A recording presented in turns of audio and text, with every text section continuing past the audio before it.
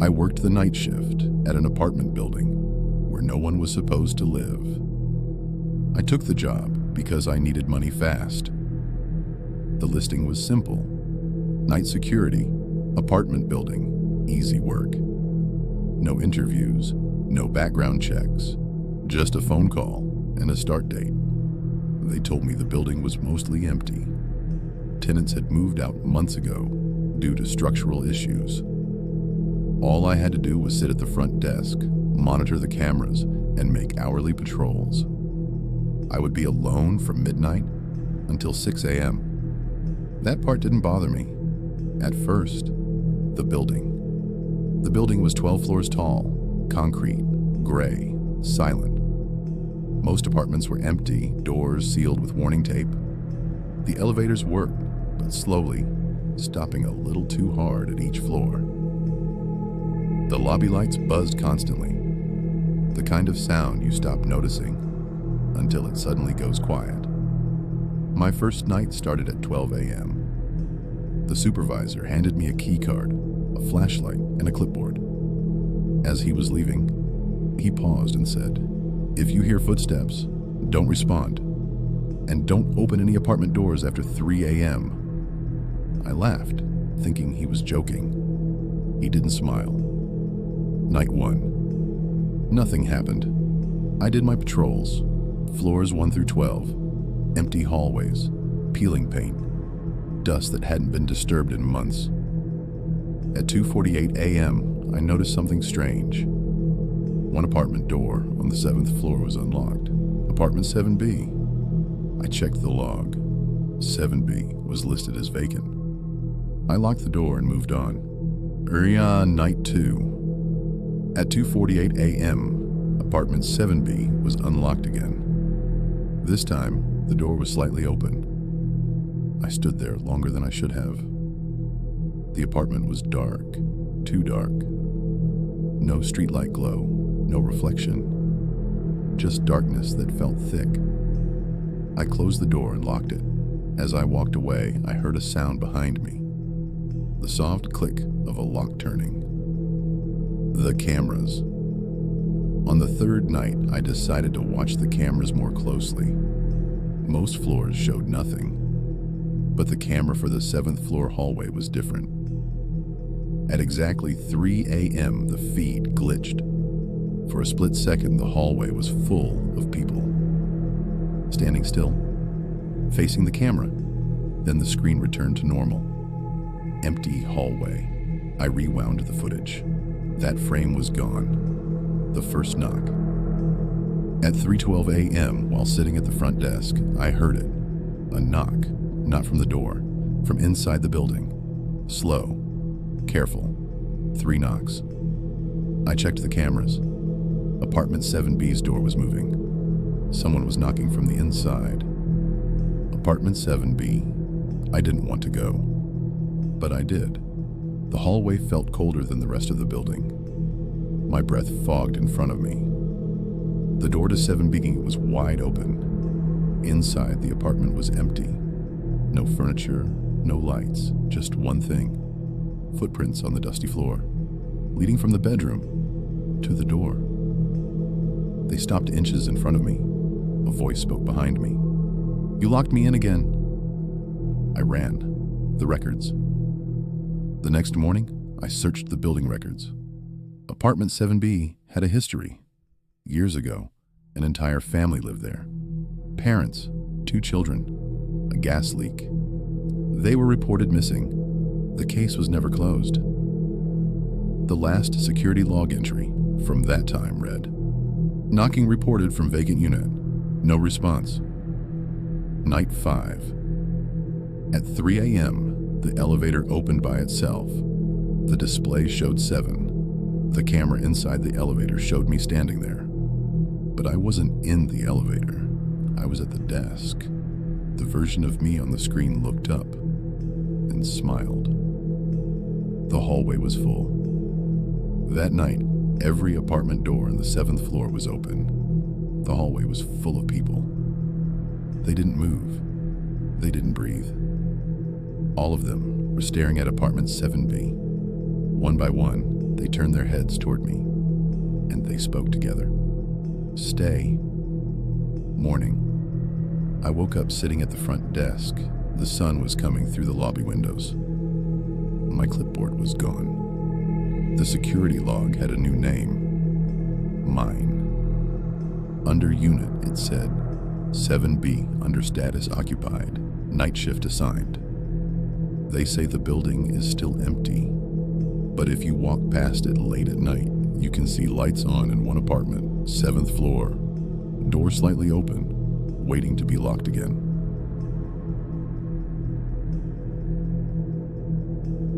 I spent a night in the forest alone, and it watched me. I never thought I'd take that job. Night security in the middle of nowhere. A small ranger station in the edge of Black Pine Forest. They said it was quiet, just monitoring cameras, checking the perimeter, and logging wildlife activity. But the forest wasn't quiet. The first hours. I arrived at 10 p.m. The station was small. A wooden cabin, a desk, a few monitors, and one chair. The wind howled outside. The trees creaked like they were speaking to each other. I logged onto the cameras. Most of them just pointed at dark trees, empty clearings, nothing unusual at first. By midnight, I realized I hadn't heard a single animal. No birds, no owls, no distant rustling, just silence. The shadow.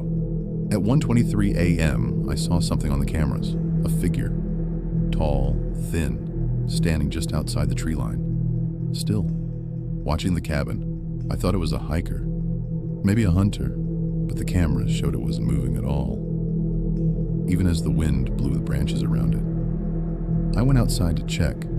Nothing. No footprints, no disturbance in the leaves. When I looked back at the camera, the figure had moved closer. Just, closer. No walking, no sound, the whispers. By 2:17 a.m., the wind died down. Absolute silence. That's when I started hearing it, a soft whispering. At first, I thought it was the wind through the cracks. But the whispers formed words. My name. Alex. I froze. No one should know I was here. I wasn't wearing a radio, no phone reception. I told myself it was my imagination. I had been awake too long. The forest moves by. 3:05 a.m. I couldn't ignore it anymore. I saw movement beyond the cabin. The trees were shifting. Branches moving toward me. Shadows stretching unnaturally. Then I saw hundreds of tiny glowing eyes in the darkness. Not animals, not deer, not wolves. Eyes, all staring. They moved as one, not walking, sliding, and they were following me. The cabin door, I ran inside, locked the door, turned on every light, nothing. Then I heard tapping, slow, heavy, on the windows, and the whispers again. Why are you inside? Come out. I didn't move. I didn't breathe. The cameras fails. I tried to check the cameras, all black, all except one. The camera facing the forest showed me, inside the cabin, and the figure, closer now, not outside, inside. It wasn't reflected in the windows. It wasn't behind me when I turned, but the camera showed it standing silently, waiting. Dawn. By 5:45 a.m., I was shaking. The first hint of sunlight broke through the trees. The whispers stopped. The eyes disappeared. The shadows retreated. I ran out of the cabin. I didn't look back. The forest was still, empty, normal. The supervisor asked me why my shift log said, "Presence detected in perimeter. Unknown entity. Observation required." I hadn't written that. And the camera footage? All blank, except a single frame. A tall, thin shadow, standing behind me. The lesson I never returned. I quit the job the next day. They say the forest still watches, and anyone who enters at night might hear whispers. And sometimes, if you're very quiet, it calls your name.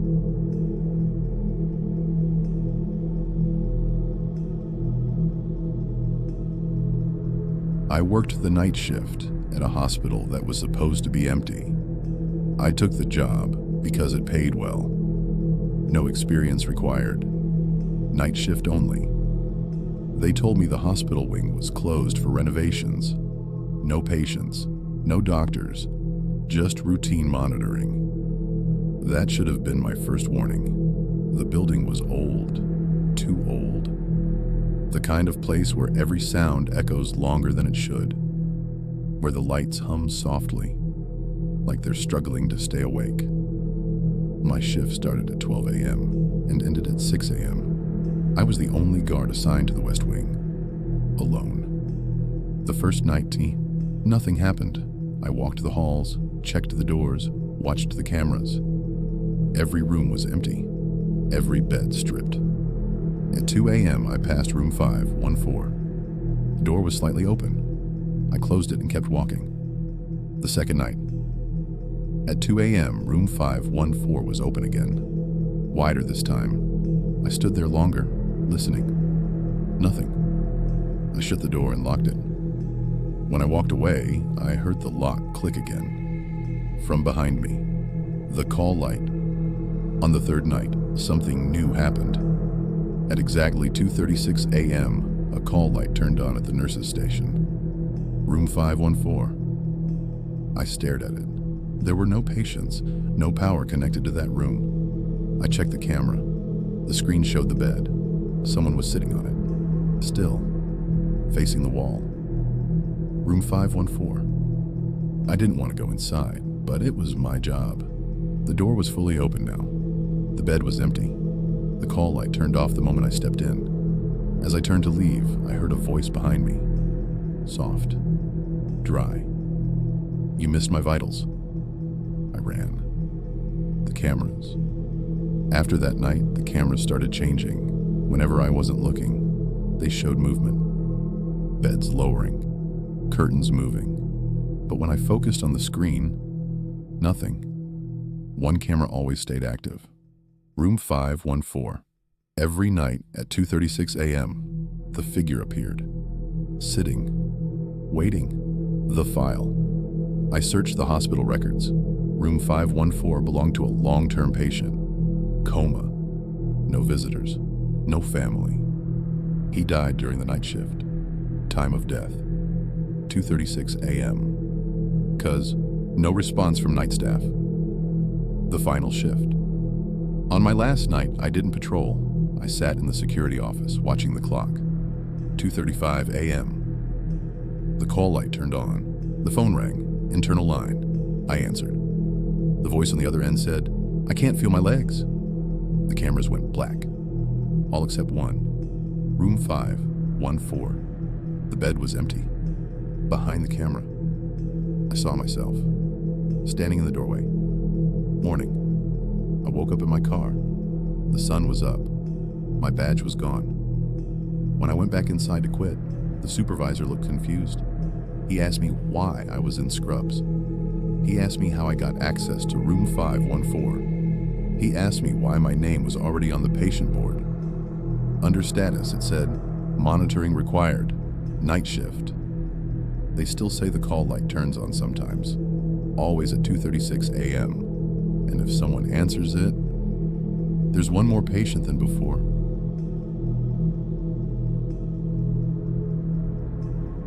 The elevator never stops on my floor. I took a job as a night security guard in a new high-rise apartment building downtown. Most of the tenants had moved in already, but the upper floors were still being finished. At night, I was supposed to patrol the building, check the security cameras, and monitor the elevators. I thought it would be boring. I was wrong. First night. The building was mostly empty. The hallways smelled of fresh paint and cement dust. The elevators were shiny and new, polished metal, bright lights. By 1:15 a.m., I noticed something strange. Every time I rode the elevator, it refused to stop on my floor.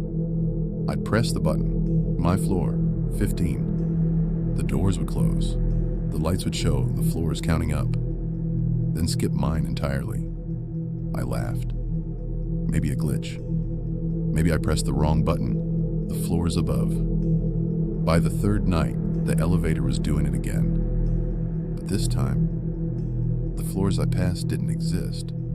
It stopped at numbers that weren't on the panel. 13, 16, 19, 22. The lights flickered each time I passed them. The elevator music, soft classical, slowed, warped, like someone was dragging it through water. When the doors opened at one of these fake floors, I saw nothing. A hallway that didn't exist. Dim lights, no doors. Just endless walls stretching into darkness. I stepped out once. The hall smelled wrong, old wet wood, something metallic. I turned to go back. The elevator doors were gone. I ran, pushed at the walls. Finally, I woke up in the elevator itself. Lights back to normal. Floor 1. I swore no one else was in the building. Yet, I couldn't shake the feeling I was being watched. The messages. By night 5, the elevator started talking. Soft whispers over the intercom. Why do you keep pressing it? You don't belong here. Stop looking. Sometimes I heard it, even outside the elevator. A faint, echoing voice from the hallways, always calling my name. I checked the cameras. Nothing. Just empty floors. Yet every time I looked at the elevator feed, the doors would slowly open, and no one would be there. The shadow one night, I followed the elevator to a fake floor. When the doors opened, a shadow stood at the end of the hallway. Tall, thin, human-like, but wrong. It didn't move. It didn't blink. I tried to back away. The elevator doors slammed shut behind me. I was trapped. The shadow whispered, low and slow, "You shouldn't be here." I ran toward the doors. They opened onto another floor I didn't recognize. Then another, then another. By the time I managed to escape, the elevator returned me to the lobby. I was shaking. My uniform was wet with sweat. The morning, after I asked the supervisor about the elevators, they told me they were brand new.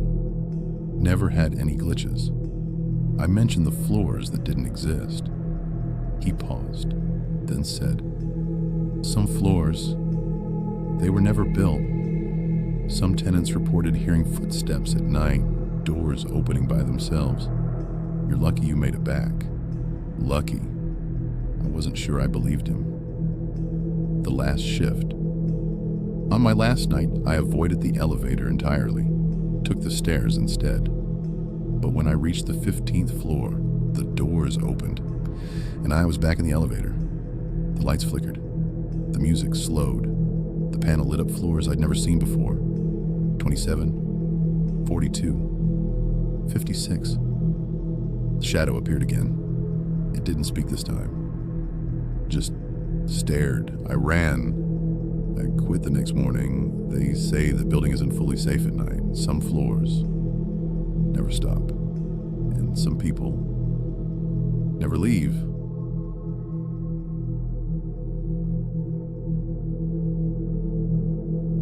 The warehouse that never let me leave.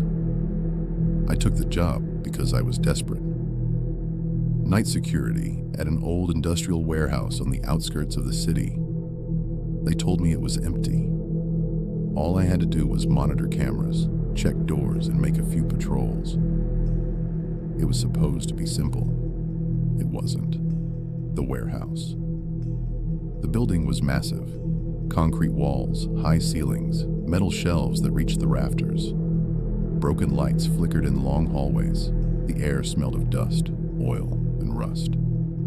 The first night, I walked slowly through the empty aisles. Everything was silent, too silent. The cameras were old, grainy. Static filled the corners. I logged everything. Everything seemed normal. The first noise. At 1:42 a.m., I heard it. Not on the cameras, not on my radio, A soft scraping noise coming from the far corner of the warehouse. Metal against concrete. Slow. Deliberate. I told myself it was a rat. A piece of metal falling. Anything. But the sound kept moving closer.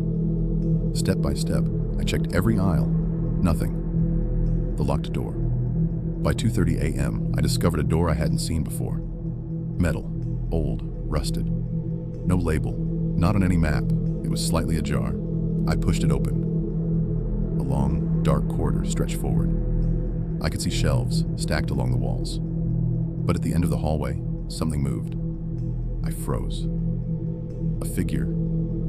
Tall. Thin. Human-shaped. But the proportions were wrong. The legs too long. The arms too thin. It didn't move toward me. It didn't blink. It just watched. I ran. The door slammed behind me, and I realized something terrifying. When I turned back, the door was gone. The cameras lie. After that, I stayed at the security office. The cameras now showed empty aisles, no door, no corridor, no figure. But I could hear it. Footsteps, whispers. Something was moving in the warehouse, following me. Every time I tried to log it, the monitors went black. The endless hallways. On night 3, I did my patrol. I walked the aisles. Everything looked normal until I reached the back corner. The hallway stretched farther than it should have. Shelves that weren't there yesterday, doors that shouldn't exist. I tried to turn back. The way I came was gone. The building had changed. The voice. At 3:15 a.m., I heard it clearly for the first time. A low whisper. "You shouldn't be here." It echoed off the walls, all around me. Even though I was in a narrow aisle, I could feel it behind me, in front of me, above me. I ran. Every turn led to the same aisle.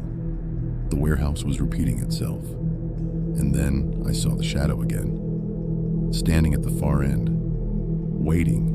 The exit that isn't. By 5 a.m., I found what looked like the exit. The doors were normal, sunlight streaming through the windows. I ran toward it. I reached it. I opened the door. I was still inside. Same aisle. Same shadow at the end. I sat down and waited. By 6 a.m., my shift was over. But the building didn't care and never left. The logbook entry weeks later, a new security guard asked about the old logbooks. All my entries ended the same way. Warehouse occupied. Guard missing. Observation required.